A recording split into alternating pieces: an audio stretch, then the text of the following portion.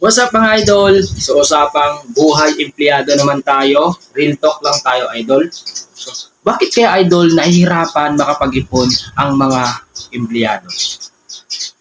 So ano kaya ang main reason o ano kaya yung dahilan kung bakit ang hirap magkaroon ng savings yung mga empleyado? So hindi ko sinasabi idol lahat, pero majority po na empleyado, ang hirap talaga magkaroon ng ipon. Alam mo kung bakit idol? So ito yung pinaka dahilan po kung bakit ang hirap makapag-ipon. Number one, because of mandatory deduction. Diba? So yung SSS, Pag-ibig, PhilHealth. So whether you like it or not, kakakaltasan ka niyan. Ito ang malupit idol. So yung matira po sa sweldo mo, hati-hatiin mo pa yan sa budget. Sa ano po? Pagkain, pamasahe, pambayad mo ng renta, ng bahay, tubig, kuryente. And ito yung malupit idol. Meron ka pang personal expenses. Yung groceries and load mo.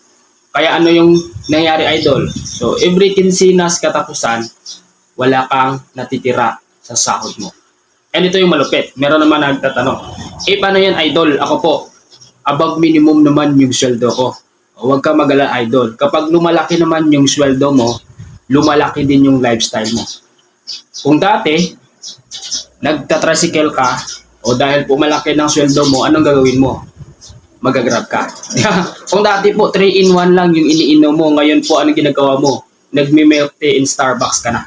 Diba? Kung dati po, nagre-rent ka lang ng apartment, so ngayon, anong ginawa mo? Nagko-condo ka na. Kaya, ang ending, kahit sabihin natin malaki yung sweldo mo, wala pa rin naiipon. So, ganyan po ang nangyayari, idol, kung bakit hirap makapag-ipon yung mga empleyado. So, real talk lang tayo, idol. Okay po?